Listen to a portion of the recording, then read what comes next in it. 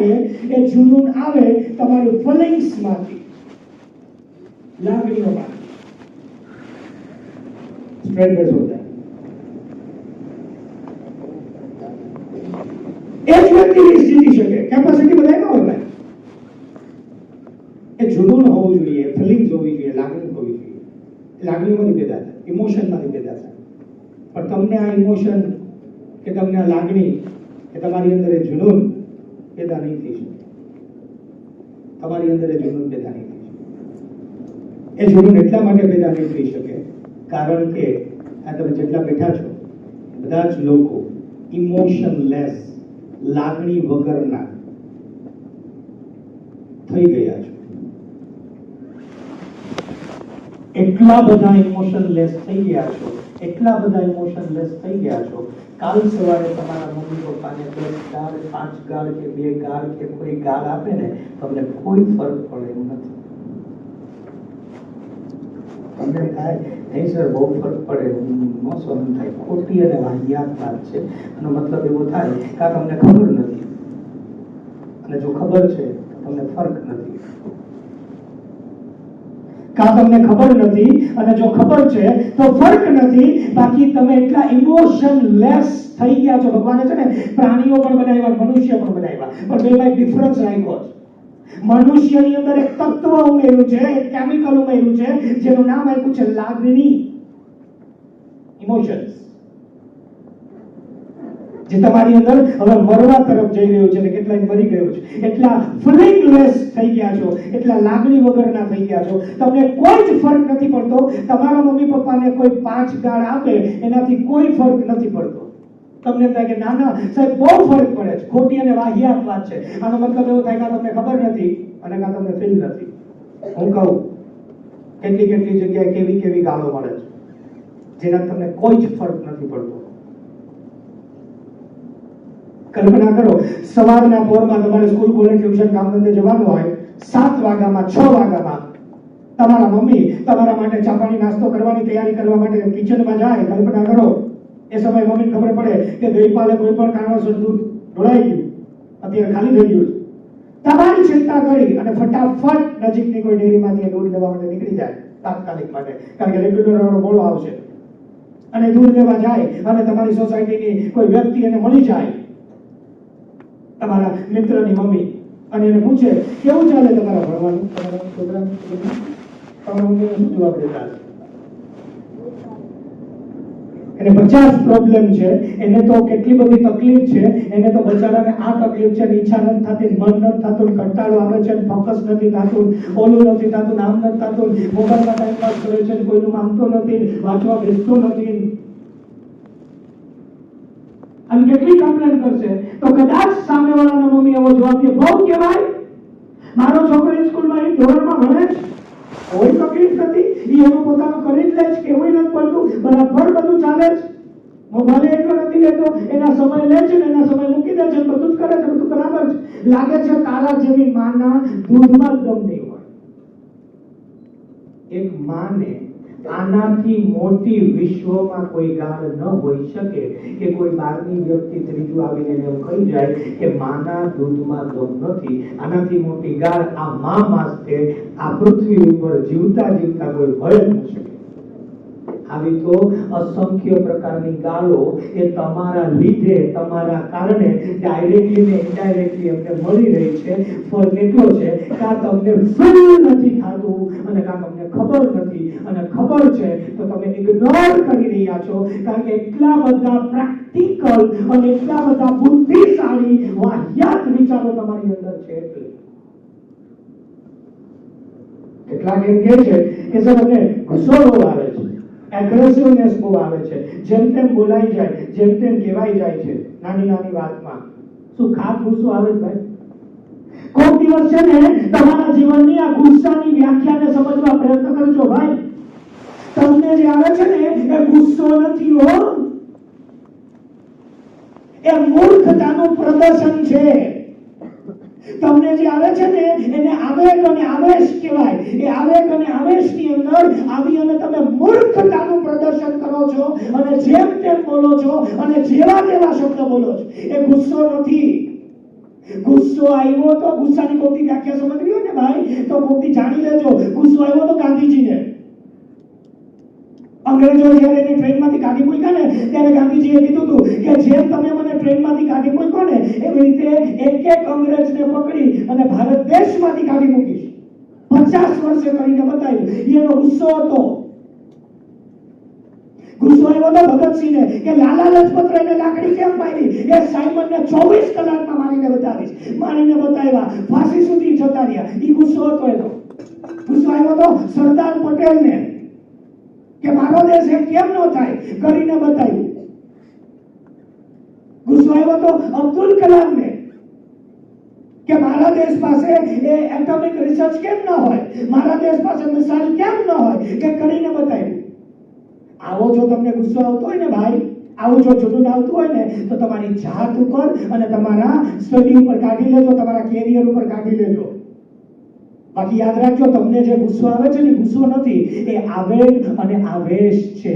અને આવેગ અને આવેશની અંદર આવી અને તમે મૂર્ખતાનું પ્રદર્શન કરી અને જેમ તેમ બોલો છો, જેવા તેવા શબ્દ બોલો છો, જેવું તેવું બિહેવિયર કરો છો. જે સેકન્ડે જે સમયે તમારું દિમાગ બંધ થઈ જાય ને ત્યાંથી તમારા આવેગ અને આવેશ ચાલુ થાય અને આવેગ અને આવેશમાં આવી અને તમે જેમ તેમ ને જેવા તેવા શબ્દ બોલો છો. તમારા માટે સામાન્ય છે. કોઈ વિચાર્યું જીવનમાં કે આવેગ અને આવેશમાં આવ્યા પછી તમે જેમ તેમ બોલો છો, જેવું તેવું જે બિહેવિયર કરો છો અને જેવા તેવા શબ્દો યુઝ કરો છો, એ એક એક શબ્દની સામેવાળાને અસર શું થાય? વિચાર્યું કોઈ જીવનમાં? હું કહું તમને શું થાય. તમે આવેગ અને આવેશમાં આવી અને જેમ તેમ બોલો, જેવા તેવા શબ્દ બોલો છો, એના એક એક શબ્દની અસર સામેવાળાને શું થાય ને સલાહ સાંભળી લેજો. આજે સવારે તમારા મમ્મી 5 વાગે 6 વાગે તમને ઉઠાડવા આવે એટલે તમે એમ કહો છો કે મમ્મી 5 મિનિટ. મમ્મીની અંદર હશે બચારો જાગ્યો હશે, મોડો મોડો આવે છે, સવારે વહેલું ઉઠવાનું જતી થોડી વાર છે, ભલે સૂતો. તમારી ચિંતા અને દયા કરી અને તમને સુવા દે. 5-10 મિનિટ પછી પાછી એ માં આવે ઘડિયાળને જોઈને કે હાલ બેટા ઉઠ, હવે મોડું થાય છે. તમે મમ્મા હજી 5 મિનિટ. મમ્મીની અંદર હશે ભાઈ જાગ્યો હશે, ભલે સૂતો થોડી વાર. પછી મમ્મીનું ધ્યાન તમારી ઘડિયાળ ઉપર જાય કે હવે જો મારા દીકરાને નહીં ઉઠાડું ને તો હવે મોડું થઈ જશે, અને હવે મોડું થઈ જશે તો એ નાસ્તો નહીં કરી શકે, ઉતાવળમાં જશે, ડિસ્ટર્બ થઈ જશે. એટલે તમારી માં તમારી પાસે આવી અને જબરજસ્તી ઉઠાડે કે અને જબરજસ્તી ઉઠાડે એટલે તમને આવે છે ગુસ્સો. અને આ ગુસ્સામાં તમે સવારમાં જેમ તેમ બોલીને અને જેવા તેવા શબ્દ યુઝ કરીને જેવું તેવું બિહેવિયર કરી અને તમે ઉઠો છો. તમે તો કદાચ ઉતાવળમાં ફટાફટ થઈ જાવ છો તૈયાર, અને તૈયાર થઈ સ્કૂલ ટ્યુશનમાં કામ ધંધે નોકરીએ જ્યાં જવાનું ત્યાં જતા રહ્યો છો અને ત્યાં જઈને પાછા નોર્મલે થઈ જાવ છો. કોઈ વિચાર્યું જીવનમાં કે તમારા આવેગ અને આવેશમાં આવી અને તમારા મોઢામાંથી નીકળતા એક એક શબ્દ એની એ માને એના સામેવાળાને એની અસર શું હોય? તમે કહો છો કે સાહેબ અમને કામ કરતા કરતા વિચાર આવે છે. મિત્રો યાદ રાખજો, તમારી પાસે છે ને વિચાર કરવા માટે હજારો લોકો હશે, હજારો મુદ્દાઓ હશે, પણ તમારી મા માટે છે ને માત્ર ને માત્ર 24 કલાક. એ માણસ જ છે, એને બધા વિચાર આવ્યા જ કરે છે સતત, પણ એની પાસે વિચારવા માટે છે ને માત્ર ને માત્ર તમે એક જ છો. તમારી પાસે કદાચ 500 વિચાર હશે, તમે તો જતા રહ્યા. તમારા એક એક શબ્દની એ મા ઉપર એક એક શબ્દની અસર શું થાય? વિચાર્યું કોઈ નહીં? હું કહું શું થાય? તમારા ગયા પછી એ માં સતત તમારી ચિંતા કરે અને સતત તમારા વિચાર કરતી હોય કે મારો છોકરો બચારો ઉતાવળમાં ગયો છે, સરખો નાસ્તો નથી કરીને ગયો, મૂડ સવારમાં બચારાનો ખરાબ થઈ ગયો, એ ટ્યુશનમાં જશે, એનું ધ્યાન નહીં રહે, એને નહીં સમજાય, એને ભૂખ લાગી જશે, મારા દીકરાનું શું થશે? બચારો મારી દીકરી આમના ઉતાવળે હોય, શું થશે? એ ડિસ્ટર્બ નહીં થાય, એનું કઈ નુકસાન નહીં થાય ને? સતત સારાઓ તમારી ચિંતામાં તમારા ગયા પછી તમારા એક એક શબ્દ ઉપર એમાં સતત વિચાર કરે અને ચિંતા કરે અને પછી એ તમારા પરિવાર માટે ચા નાસ્તો બનાવવા કલ્પના કરો, એ રસોડામાં જાય અને એ રસોડામાં જઈ એ ગેસ ઓન કરે, એ દૂધનું તપેલું મૂકે ચા બનાવવા માટે, અને બરાબર એ સમય કોઈ દરવાજો ખખડાવે કે કોઈ આવે અને એ માયા જાય. સતત તમારી ચિંતા અને વિચારમાં મારા દીકરાનું શું થશે, એનું કઈ નુકસાન નહીં થઈ જાય ને, એ ડિસ્ટર્બ નહીં થઈ જાય ને, આ બચારો સવારમાં ગુસ્સો કરીને ગયો છે, શું થશે એનું? આ સતત તમારી ચિંતા અને વિચારમાં એક માં પાછી રસોડામાં આવે અને ભૂલી ગઈ હોય ઓલરેડી ગેસ ઓન જ છે અને એ ફરીથી ત્યાં લાઇટર જલાવે એટલે થશે બ્લાસ્ટ. અને તમને સ્કૂલ ટ્યુશનમાં મેસેજ આવી જશે કે આવી જા ભાઈ વહેલો કરે, આ મમ્મી તારી ભગવાનને પ્યારી થઈ ગઈ. પણ આ માની મોત થઈ એની પાછળનું કારણ કોણ? તમે અને તમારા મોઢામાં નીકળતો એક એક શબ્દ અને તમારું એ આવેગ અને આવેશમાં આવી અને તમે જેમ તેમ જે બોલો છો, જેવા તેવા શબ્દ યુઝ કરો છો અને જે બિહેવિયર કરો છો ને, એક એક શબ્દ એ માની મોત નથી, એનું મર્ડર કર્યું તમે. એ સવારમાં એ તમારા બિહેવિયર અને તમારા મોઢામાં નીકળતા એક એક શબ્દ એ ગિફ્ટ છે તમારી માની. આવું તો કેટલી વાર કર્યું છે. યાદ કરો, આવા કેટલા કેટલા બિહેવિયર કેવા કેવા શબ્દોમાં બોલો છો. એવું વિચારતા નહીં આવું ન થાય હો. જીવનમાં જે ન કલ્પના કરી હોય ને ભાઈ, જીવનમાં ન કલ્પના કરી હોય, ન વિચાર્યું હોય એવી જ્યારે ઘટના બને ને એને કહેવાય એક્સિડન્ટ. ગમે ત્યારે થાય, ગમે તેની સાથે થાય. અહીંયા બેઠેલા કોઈ વ્યક્તિને સર્ટિફિકેટ નથી આપ્યું ભગવાને હો કે તારા મમ્મી 50 વર્ષ જીવશે, તારા પપ્પા 100 વર્ષ જીવશે, તારા મમ્મી 80 વર્ષ જીવશે, તારા પપ્પા 200 વર્ષ જીવશે, તારા મમ્મી 80 વર્ષ જીવશે. સર્ટિફિકેટ નથી આપ્યું. ગમે ત્યારે ગમે તે બની શકે અને ગમે ત્યારે ગમે તે બની શકે ને એને કહેવાય દુર્ઘટના, એને કહેવાય એક્સિડન્ટ. ગમે તેની સાથે થાય. હું લેક્ચર લઉં છું, મારે નીકળું, મારું એક્સિડન્ટ થઈ જાય તો કાલ સવારે સીધો મેસેજ જ આવે ને યુવાન મેમરી ગુરુ જતા રહ્યા. ગમે ત્યારે ગમે તે ઘટના બની શકે. કોઈ સર્ટિફિકેટ નથી. પણ જ્યારે આવી ઘટના દુર્ઘટના સર્જાશે ને ભાઈ, અને એ દુર્ઘટનાની પાછળ તમારા મોઢામાંથી નીકળેલો જો શબ્દ હશે અને તમારું એ બિહેવિયર જે આવેગ અને આવેશમાં આવી અને મૂર્ખતાના પ્રદર્શનમાં જે કરો છો એ હશે ને, અફસોસ સિવાય કાંઈ નહીં રહે. હવે તમને એક શબ્દ કહે છે અને તમે અકળાઈ જાઓ છો. એ તમારી ચિંતામાં તમને એટલું કે વાંચવા બેસ, કેમ નથી વાંચતો, મોબાઈલ મૂકી દે, ટીવી મૂકી દે, કામ કરી લે, અને તમે જેમ તેમ જવાબ દો છો, જેવા તેવા બિહેવિયર કરો છો. તમને બહુ ગુસ્સો આવે છે, આવેગ અને આવેશમાં આવી અને જેવા તેવા વાક્ય બોલીને વયા જાઓ છો. બે શબ્દ શું તમારા બાપે તમને કહી દીધા કે બેટા મોબાઈલ મૂકી દે, અત્યારે તારો ટાઈમ નથી. 50 વાર ડિમાન્ડ કરો, આ તો જોશે જ, મોબાઈલ જોશે, કામ જોશે, કામ કરવું જ છે. બે શબ્દ નો કહી શકે તમે. અને એ બે શબ્દની સામે આવું કૂતરા જેવું બિહેવિયર જે આવેગ અને આવેશમાં કરો છો ને ભાઈ, કોઈક દિવસ વિચારજો એ બાપની હાલત શું હોય. તમે તો બે વાક્ય બોલી દો છો, જેમ તેમ બોલી દો છો, જેવા તેવા શબ્દ બોલી દો છો. તમને ખબર એ તમારા એક એક શબ્દ વાક્યની અસર શું થાય? તમને પપ્પાએ બે શબ્દ કીધા, મમ્મીએ બે શબ્દ કીધા અને બિહેવિયર કરી અને તમે તો તમારા ટ્યુશનમાં, ફ્રેન્ડ્સમાં, તમારી રીતે ટાઈમ પાસમાં તમે બિઝી થઈ ગયા. તમે તો બધું ભૂલી જાઓ છો. એ બાપની હાલત સાંભળી જ કોઈ જોઈ છે? તમારા એક એક શબ્દ એના દિમાગમાં કેટલો ઘૂમતો હોય. એ કામ ધંધે જતો હોય અને તમને બે શબ્દ કીધા હોય અને તમે આવેગ અને આવેશમાં આવીને આવા જેવા તેવા શબ્દ બોલ્યા હોય, આવા કૂતરા જેવા બિહેવિયર કર્યા હોય અને એ બાપ કોઈ કામે જતા હોય. કલ્પના કરો, એને સતત તમારી ચિંતા હોય કે આ મારો દીકરો કે દીકરી મારું માનતા નથી, મારી સાથે આવી રીતે વાત કરે છે, મારે એને કઈ કહેવાતું નથી, કઈ તો ગુસ્સો થઈ જાય છે, જેમ તેમ બોલે છે.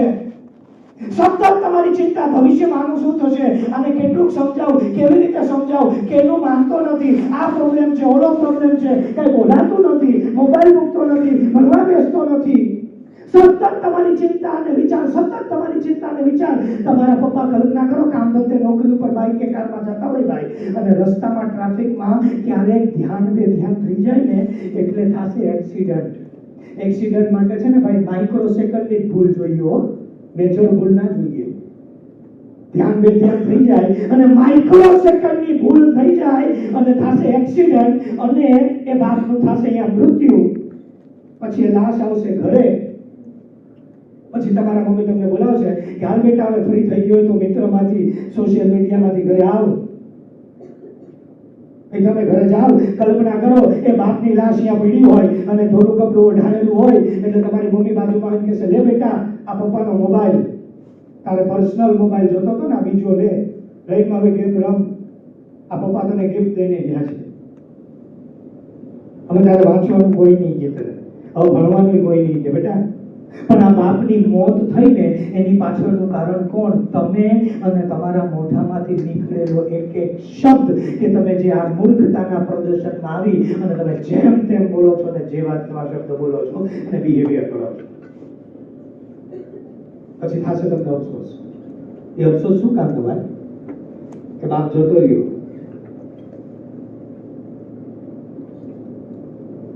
ભગવાનને મંદિરે પૂજવા જાઓ છો ને, કોઈક દિવસ જીઓડી ગોડની વ્યાખ્યા સમજજો ભાઈ. જનરેટર, જી એટલે જનરેટર, ઓ એટલે ઓપરેટર, ડી એટલે ડિસ્ટ્રોય. પેદા કરવા ભગવાન નહોતા આવ્યા, એ તમારા મા બાપ છે.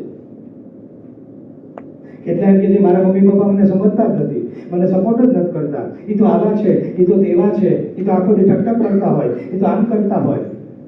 શું ખાત? સલામ, તમે તમારી જાતને તો પહેલા સમજો. તમે એના વિશે, એ મારા વિશે કહો છો કે તમે જ્યારે નાના હતા ત્યારે ખાલી તમારો અવાજ બદલાતો ને, રોવાનો અવાજ, એમાં એ માં સમજી જતી કે તમને તરસ લાગી છે કે ભૂખ લાગી છે. તમારા રોવાના અવાજમાં એ માં સમજી જતી, એને તમે એમ કહો છો, એ સમજતી નથી. શું ખાત? તમે તો તમારી જાતને સમજો. એટલે કે સર અમારા મમ્મી પપ્પા થોડા જૂના વિચારવાળા છે, અલગ વિચારવાળા છે, એમ તમારા અલગ વિચારવાળા જોતા હતા. નસીબદાર ગણો સલાવ, એ તમારા મા બાપે સારા વિચારવાળા છે, પેદા કર્યા, સાચવા, મોટા કરે છે અને તમને સહને કરે છે. બીજા વિચારવાળા હોત ને તો રોજ કેટલાય કિસ્સા આવે છે, જાણી લેજો. કેટલાય છે ને પેદા કરી અને કચરા પેટીના ડબ્બામાં ફેંકી દે છે, રસ્તે મૂકી આવે છે.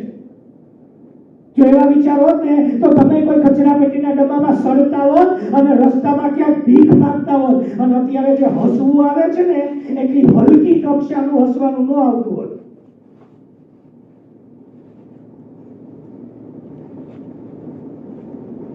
એ સારા વિચારવાળા હતા, એટલે તમારું આ સહન કરે છે. અને જે આ કૂતરા જેવું બિહેવિયર ઘરમાં કરો છો ને, કોઈની બારે કરીને જોજો એટલે ઓકાત બતાવશે તમારી. મિત્રની મમ્મી સાથે કેવો વ્યવહાર કરો છો? જી આંટી, હાજી aunty, sorry aunty, please aunty, thank you aunty. કાલ સવારે સાલા બધું ભણી લેશો, બધા કામ કરી લેશો, ક્યાંક નોકરી કરવા જાશો તો ત્યાં તમારા બોસ સાથે કેટલો વ્યવહાર કરશો, કેવો વ્યવહાર કરશો? હાજી બોસ, જી સર, હાજી sir, sorry sir, thank you sir, please sir, હાજી સર. કેમ? 25,000 માં અહીંયા જાત વેચવાની છે એટલે. તો એનો મતલબ એવો થયો કે તમારા મા બાપની ભૂલ ખાલી એટલી છે કે એ સાલા તમને અત્યારે સેલરી નથી દેતા. બાકી સેલરી દે એટલે અત્યારથી તમે એને એમ કહેશો, હાજી મમ્મી, જી mummy, sorry mummy, please mummy, thank you mummy. એટલી ભૂલ છે કે તમારા મિત્રની માં ન બની, તમારી માં બની. એ ભૂલ છે નહીં એટલે સહન કરે તમારો કૂતરા જેવો સ્વભાવ. અને વાત તમારા વિચારોની કરતા હોય ને તો પોતાની જાતના વિચાર પહેલા જોઈ લેજો ભાઈ.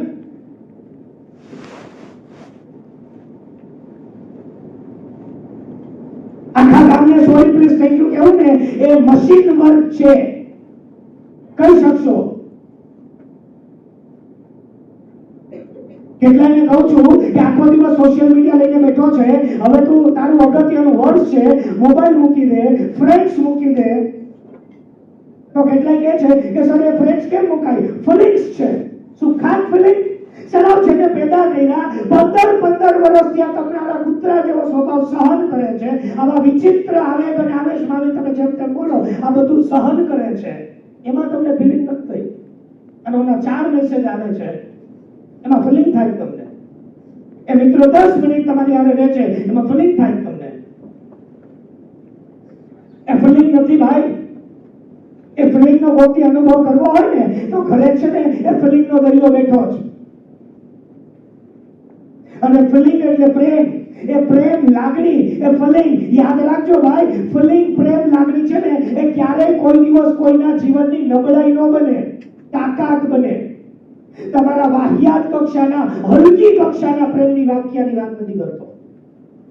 પ્રેમ, આ દુનિયામાં પ્રેમ, લાગણી, ફિલિંગ એ આ દુનિયામાં કોઈની નબળાઈ ન બને, એ હંમેશા તાકાત બને. એ જ લાગણી કહેવાય. આપણા દેશના જવાન એ અહીંયા બોર્ડર ઉપર -30 ડિગ્રીમાં, 25 ડિગ્રીમાં તમને શું લાગે 50,000 નો પગાર લેવા માટે બેઠા છે એમ? 50,000 50,000 પગાર માટે ગોળી ખાવા તૈયાર છે. એમાંથી કેટલાય જવાનના ઘરે માં મરી જાય ને તો વર્ષ દિવસે ખબર પડે છે, 6 મહિને ખબર પડે છે. એના ઘરે દીકરો આવે ને એનું વર્ષે મોટું જોવે છે, અને એના દીકરાના જન્મતા ખબર નથી હોતી બાપ જીવતો આવશે કે મરેલો. એ 50,000 રૂપિયાના પગાર માટે નથી હો. બાકી તમે સમજી લેજો, અહીંયા મજૂરી, રાજકોટમાં મજૂરી કામ કરો ને, બુદ્ધિ વગરનું મજૂરી કામ, તો અહીંયા 1500-2000 રોજ હાલે. 1500 ના રોજમાં 45,000 રૂપિયા મહિને મળે. એના માટે ઘર પરિવાર મૂકી અને ગોળી ખાવા માટે, મરવા માટે અહીંયા 50,000 માટે નથી ગયો. એને છે ફિલિંગ, એને છે પ્રેમ, એને છે જુનૂન, એ દેશ પ્રત્યે. એટલે ગયો પ્રેમની તાકાત જોવી હોય ને કોઈ દિવસ તો જૂના કિસ્સાઓ સાંભળી લેજો. ભારત પાકિસ્તાનનો હોકીનો મેચ હતો, એમાં એક પ્લેયરને એક્સ્ટ્રા પ્લેયર તરીકે લેવામાં આવ્યો. 4 મેચ પૂરા થઈ ગયા. 5મા મેચમાં એક્સ્ટ્રા પ્લેયર એના કોચ પાસે જઈ અને જીદ કરી કે કોચ સર, મને આ મેચમાં રમાડો. કોચ કે પ્રેક્ટિસ નથી કરી, તને આવડે નહીં. કોચ સર, ગમે ત્યાં મને રમાડો. બહુ જીદ કરી. 5મા મેચમાં એ પ્લેયરને રમાડ્યો અને 5મા મેચમાં રમાડ્યા પછી એ મેચ ભારત પાકિસ્તાનની સામે 5-0 થી જીતી ગયો. અને 5-5 ગોલ એક્સ્ટ્રા પ્લેયરે કર્યા હતા. ત્યારે કોચે મેચ પૂરો થયો ને એને બોલાવ્યો કે બેટા અહીં આવ. કેવી રીતે કર્યું? કાલ રાત સુધી તો તારામાં કોઈ પ્રેક્ટિસ નહોતી, કાંઈ હતું નહીં, એટલું બધું તૈયારી નહોતી, કેમ કર્યું? ત્યાં કાંઈ નહીં કોચ સર, પાછળ જુઓ. બેટા પાછળ સ્ટેડિયમ ખાલી છે. નહીં કોચ સર, અહીં જુઓ. મારા પપ્પા 4 દિવસ ત્યાં બેઠા હતા આ જગ્યાએ. એની એક જ ઈચ્છા હતી કે મારો છોકરો છે ને એ ભારતની ટીમમાંથી રમે ને દેશને જીતાડે. ગઈકાલ રાતે એટેક આવી ગયો. અત્યારે એની હાથમાં બેઠી છે, જોવે છે એના છોકરાએ દેશને જીતાડ્યો છે. આ છે બાપનો પ્રેમ, એ લાગણી જે તમારી અંદર તાકાત ભરે. અને એ પ્રેમની તાકાત જોઈ હોય ને તો આજથી વર્ષો પહેલાના ધડકન મૂવીની અંદર એક સરસ મજાની વાત કરે છે. એ પ્રેમ એ તાકાત બને, એ કોઈથી નબળાઈ ન બને. એ જ્યારે તમે થાકી જાઓ, એ તમે રોકાઈ જાઓ ને ત્યારે એ પ્રેમ, એ લાગણી, એ ફિલિંગ એ તમને જગાડે, એ ઉતારે, એ એનર્જી આપે. એ નબળાઈ ન બને. પણ તમારા વાહિયાત કક્ષાના, હલકી કક્ષાના પ્રેમની વાત નથી કરતો. એ પ્રેમ મા બાપનો હોય કે દેશનો હોય કે તમારા કેરિયર ઉપરનો હોય, એ ફિલિંગ લઈ આવો. પણ એ ફિલિંગ તમારામાં નહીં જાગી શકે, કારણ કે એટલા બધા ફિલિંગ લેસ તમે બનતા જઈ રહ્યા છો. અને આવેગ અને આવેશમાં આવી જેમ તેમ જેવા શબ્દ બિહેવિયર કરી રહ્યા છે.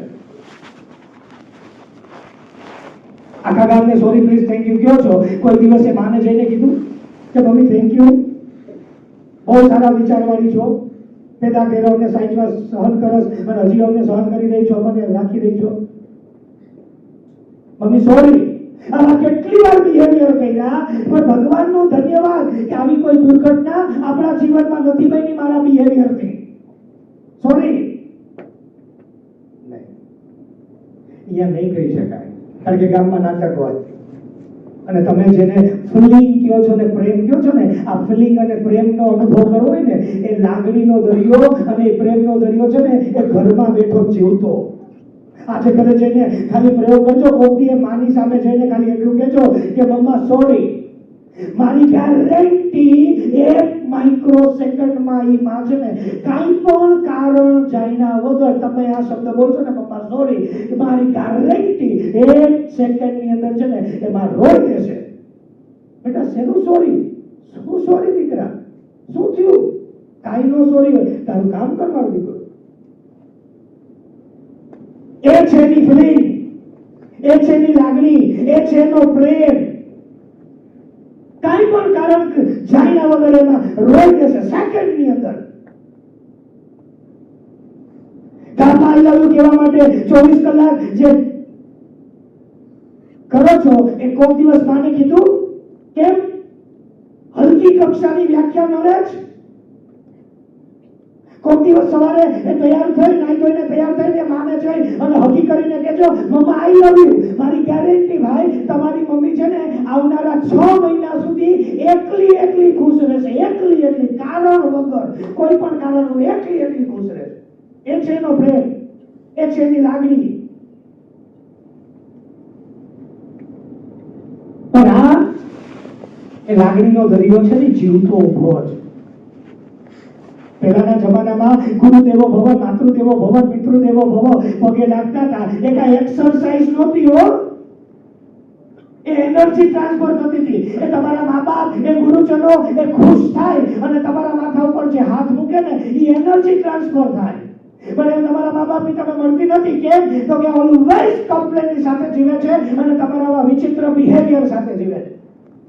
એ માને એ કોઈની સોરી કહી, એ થેન્ક યુ કહી અને કોઈક દિવસે આઈ લવ યુ કહી અને જે એનો હાથ તમારા ઉપર આવે ને બેટા કાંઈ ન હોય તારું કામ કર, ઈ જે એનર્જી મળે અને આવતીકાલનો જે મારા જીવનનો સૂર્ય ઉગે અને પછી જે તમારા જીવનમાં પરિવર્તન આવે ને એ વિશ્વની કોઈ જ તાકાત લઈ આવી ન શકે. એ તાકાત છે એની અંદર.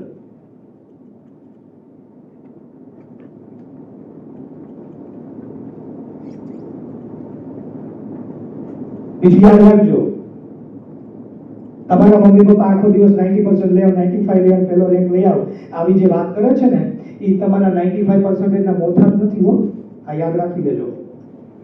તમે પેલા નહોતા થયા ને એ પહેલા તમને સાચવી શકે અને આખી જિંદગી તમે કંઈ જ ન કરો ને તોય તમને સાચવી શકે ને આવી તાકાત ને તેવડ હતી ને પછી જ તમે પેદા થયા છો. સમજી લેજો, તમારા 95% ના મોથા નથી, એના ભિખારી નથી. તમારા સારા માટે ચિંતા કરે છે અને તમારા માટે કહે છે, કોઈ છતાંય બચારા એ ભોગવે છે તમારો આવો વાહિયાત આવેગ અને આવેશમાં આવીને જેવા તેવા બિહેવિયર ને જેવા તેવા શબ્દ.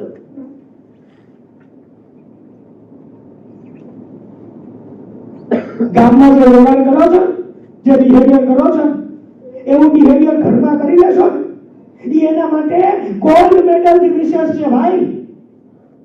અને ઘરમાં જે બિહેવિયર કરો છો ને કૂતરા જેવું એ ગામમાં કરજો, તમારા જીવનના તમામ પ્રોબ્લેમ સોલ્વ થઈ જશે. અને ગામમાં જે બિહેવ કરો છો, હાજી જી સોરી થેન્ક યુ મમ્મી હા હો, એ ઘરમાં કરવાનું ચાલુ કરો, એ તમારા મમ્મી માટે છે ને 95% થી વધારે એ ગોલ્ડ મેડલ છે. સમજી લેજો. એને બીજું કાંઈ નથી જોતું તમારી પાસે. જ્યારે હોય ત્યારે ખોટું બનાવો છો, ઉલ્લું બનાવો છો, મૂર્ખ બનાવો. તમે શું તમારી જાતને હોશિયાર સમજો છો? એમ આવા વાહિયાત વિચાર કાઢી નાખજો.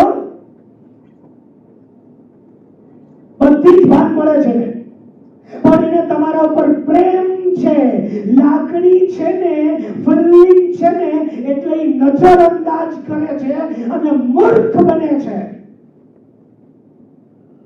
એની તમે એને ગિફ્ટ આપો છો આવેગ અને આવેશમાં આવી અને જેમ તેમ બોલવાની અને જેવા તેવા શબ્દો અને જેવું તેવું બિહેવિયર કરવાની. અને તમે રાહ જોઈ રહ્યા છો કે તમારા જીવનમાં કોઈ દુર્ઘટના સર્જાય. મારો એક મિત્ર સંદીપ પટેલ, જેનું મેં ઉદાહરણ આપ્યું હતું એક્સેલ નું જુનાગઢનો, મારી સાથે એન્જિનિયરિંગમાં હતો. 1 નંબરનો લુચ્ચો છોકરો અને એક લફંગો કોઈની કોલેજમાં આવ્યો નતો. આખી કોલેજનો એક પણ વિદ્યાર્થી, એક પણ પ્રોફેસર એને બોલાવે નહીં, એટલો તોફાની. અમારી સાથે ટ્રેનિંગમાં અમદાવાદ દરોડા વર્કશોપમાં, એસટી વર્કશોપમાં અમારી ટ્રેનિંગ ચાલતી હતી. ત્યાંથી હાલોલ અમારે જનરલ મોટર્સમાં ટ્રેનિંગમાં જવાનું હતું. અમે રસ્તામાં હતા અને એના કાકાનો મારા મોબાઈલમાં ફોન આવ્યો. ત્યારે મોબાઈલ બહુ ઓછા લોકો પાસે હતો.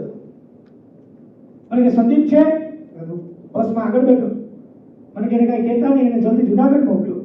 અમે હાલોલ ઉતરા એટલે મેં કીધું તારા કાકાનો ફોન હતો, ઇમરજન્સી છે, જુનાગઢ જા. એ નીકળી ગયો.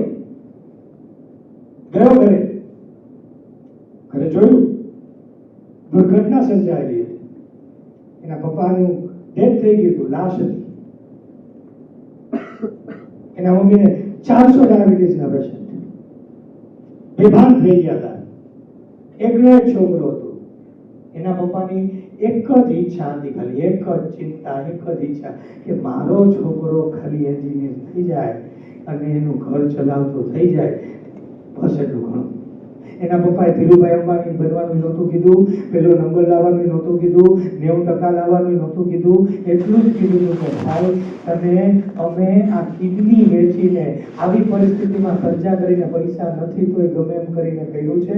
તું ખાલી એન્જિનિયર થઈ જા, 10-15 હજાર પગાર મળતો થઈ જાય, તું ખાલી 2 ટાઈમ જમી શક એટલી તારી ઓકાત થઈ જાય, પછી ભગવાન અમને લઈ જાય તો વાંધો નથી બેટા.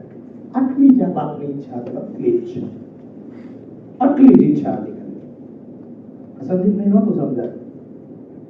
મોજ કરતો હતો. એ એની જાતને હોશિયાર અને એટલો હોશિયાર સમજતો કે એના બાપને ખબર જ નહીં પણ એટલો મૂર્ખ બનાવીશ, હું એટલો ઇન્ટેલિજન્ટ છું અને બનાવતો હતો.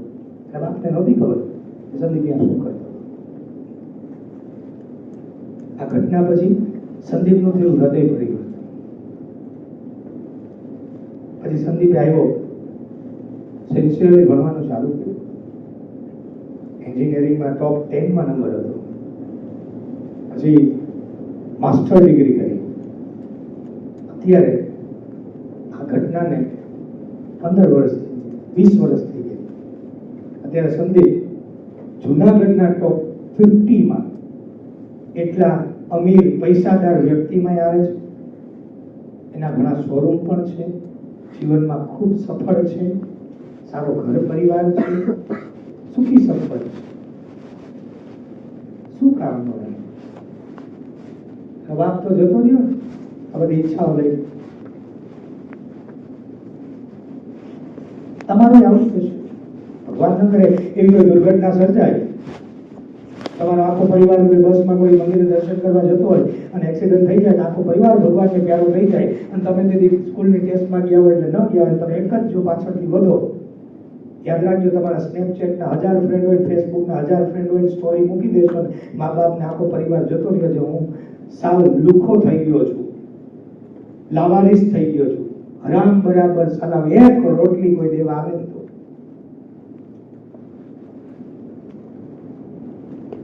જે મિત્રો સાથે 24 કલાક ચેટિંગમાં ટાઈમ પાસ કરો છો ને, હરામ બરાબર છે એમાંથી કોઈ તમને જમાડવા આવે તો અને કોઈના ઘરે જમવા લઈ જાય તો. અને આનું ઉદાહરણ જોવે તો પોતાની જાતને પ્રશ્ન પૂછી લ્યો કે તમારા મિત્ર આરે આવી કોઈ ઘટના બને તો એ મિત્રને 24 કલાક તમારા ઘરમાં રાખીને કેટલો ટાઈમ બેડ શેર કરશો, જમવાનું શેર કરશો, બધું શેર કરશો અને એને સાચવશો? 2 દી 5 દી 10 દી 15 દી ભાઈ, પછી કોઈ નહીં સાચવે. પછી આપણી એવી ઓકાત નથી કે ચાની રેકડીએ પણ કોઈ આપણને રાખી શકે, કારણ કે આવડત તો કાંઈ હજી લીધી જ નથી. પછી શું થશે ખબર? તમારું હૃદય પરિવર્તન. મરી નહીં જાવ, હૃદય પરિવર્તન. પછી તમે ભણવાનું ચાલુ કરશો, સાથે કામે ચાલુ કરશો, આવનારા દિવસોમાં સારા પર્સન્ટેજ આવી જશે અને જીવનમાં સફળ કદાચ બની જશો. પણ એ કામનું શું? એ બધા તો ઈચ્છાઓ પૂરી કરી ભેગી લઈને રહી ગયા. જો આવી કોઈ દુર્ઘટનાની રાહ જોતા હોય તો મને કઈ વાંધો નથી, પણ એટલું યાદ રાખજો, તમારું આ બિહેવિયર છે ને, તમારા મનની અંદરનો જે વિચાર છે અને તમે આવેગ અને આવેશમાં આવી અને જે તમે જેમ તેમ બોલો છો, જેવા તેવા શબ્દ, જેવા તેવા બિહેવિયર કરો છો ને, તો યાદ રાખજો કે એક એક શબ્દની સામેવાળાને અસર શું થાય અને એ અસરમાં ક્યારેક દુર્ઘટના સર્જાય અને એની મોત થઈ જાય અને એનું કારણ તમારા મોઢામાંથી નીકળેલો શબ્દ હોય ને, તો અફસોસ સિવાય જીવનમાં કાંઈ રહેશે નહીં. આ યાદ રાખજો. અને આ દુર્ઘટના ન થાય એવું કોઈને સર્ટિફિકેટ ભગવાનને આવ્યું નથી. અત્યારે આ તમારી આંખમાં જે પાણી આવી ગયા છે, આંસુ આવી ગયા છે, બધી જૂની વાતો યાદ આવે છે, આ બિહેવિયર યાદ આવે છે અને આ ભૂલો જે યાદ આવે છે ને, અને જે ભૂલો યાદ આવતી હોય ને, એ બધી ભૂલને અત્યારે માફ કરી શકાય એમ છે. એ માફ એટલા માટે કરી શકાય એમ છે કારણ કે તમે નિર્દોષ છો. તમને ખબર નથી કે તમારા આવા બિહેવિયરથી, તમારા મોઢાના એક એક શબ્દથી સામેવાળાને કેટલી હદ સુધી અસર થાય, તમને ખબર નહોતી. એટલે એ નિર્દોષ છો, એટલે એ ભૂલને માફ કરી શકાય નહીં. પણ આજે તમને ખબર પડી ગઈ છે, અત્યારે ખબર પડી ગઈ છે. આજની ઘડીથી આ સેકન્ડ પછી તમારા જીવનમાં આવી કોઈ દુર્ઘટના સર્જાય અને એ દુર્ઘટનાની પાછળ તમારા મોઢાનો નીકળેલો કોઈ શબ્દ હોય કે તમારું બિહેવિયર હોય ને, તો સમજી લેજો તમે નિર્દોષ નથી, ગુનેગાર છો. અને ગુનેગારને સજા જ હોય, તમે મર્ડરર છો. તમને ખબર છે કે તમારા મોઢામાંથી નીકળેલા શબ્દની સામેવાળાને શું અસર થાય, આ તમને ખબર છે અને તમે કરી રહ્યા છો, એટલે ગુનેગાર. અત્યાર સુધીની ભૂલ માફ કરી શકાય, પણ આજ પછીની ભૂલ માફ કરી શકાય નથી. કદાચ કોઈ નહીં ખબર પડે, પણ તમને તમારી જાતને ખબર હશે કે આ દુર્ઘટનાની પાછળનું કારણ કોણ છે. અને ગામ આખામાં સોરી પ્લીઝ થેન્ક યુ ના જે નાટક કરો છો ને, એ ખાલી ઘરમાં કરી દેજો. કોઈ બે માને સોરી કહેજો કે આમાં કેટલાય બિહેવિયર કર્યા, થેન્ક યુ, બહુ સારી છો, આઈ લવ યુ. પછી જે એનર્જી આવે એ તમારા જીવનમાં પરિવર્તન લાવી શકે. આ જ રિયાલિટી છે. જેટલું જલ્દી સ્વીકારશો ને એટલો ફાયદો થશે. હું 7 દિવસથી તમારા બધાના જવાબ, બહાના, નકામી વાતો હું રોજ સાંભળી રહ્યો હતો હોમવર્ક કરવા બાબતે. આજે સહન ન થયું એટલે મેં તમને કહી દીધું. છતાંય કોઈને મારી વાતનું ખોટું લાગ્યું હોય તો સોરી, પણ રિયાલિટી આ જ છે. જેટલું જલ્દી સ્વીકારશો એટલું તમારા જીવનમાં પરિવર્તન આવશે. આગળની વાત ને સૂચના આશીષ સર આપે પછી જાય.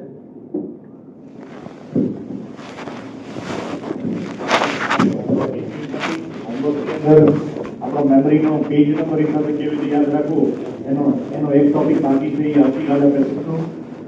અત્યાર સુધી જો 100% તમે હોમવર્ક કર્યું હશે તો ખાલી 5 જ મિનિટમાં તમે બુકનો પેજ નંબરની સાથેનો ડેમો આપી શકશો. ખાલી 5 જ મિનિટ. એક જ સ્ટેપ તમારે ખાલી એડ કરવાનો છે. એક સ્ટેપ એડ કરશો એટલે તમારો ડેમો પૂરો થઈ જશે. બરાબર? એટલે આપણે સાયકોલોજીના 2 થી 3 ટોપિક બાકી છે. મેમરીનો એક ટોપિક બાકી છે. આપણે આવતીકાલે લઈશું. આવતીકાલે છેલ્લો દિવસ છે. એટલું યાદ રાખજો. આ વસ્તુ એટલા માટે કીધી કેમ કે રોજ તમને ખાલી એવું લાગે કે તમને ભણાવે છે. બધી વસ્તુ જોતા હોય. તમારા પેરેન્ટ્સને મૂકવા આવે, તમે અમને કોલ કરો કે તમારા પેરેન્ટ્સ તમને કોલ કરતા હોય.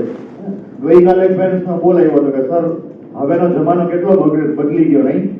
આપણા જમાનાની અંદર તો આપણે મા બાપની કેટલી મર્યાદા રાખતા. હવે તો છોકરાને કંઈ કહેવાતું નથી. હવે ખાલી એટલું કહીએ ને કે મોબાઈલ મૂકી દે એટલે આપણને એવા શબ્દો કહે છે કે હું તમને કહી ન શકું. આ રાજકોટની અંદર એવા શબ્દો છોકરાઓએ કીધા છે. તો એટલું ધ્યાન રાખજો. 95% નહીં આવે તો કોઈ વાંધો નહીં. તમારા મા બાપને એવું ન થાય કે આના કરતા પહેલા પણ ગયો કરતા બરોબર. આટલું ધ્યાન રાખજો. કાલે મળશું. પહેલેથી ભરાઈને આવજો. આવજો.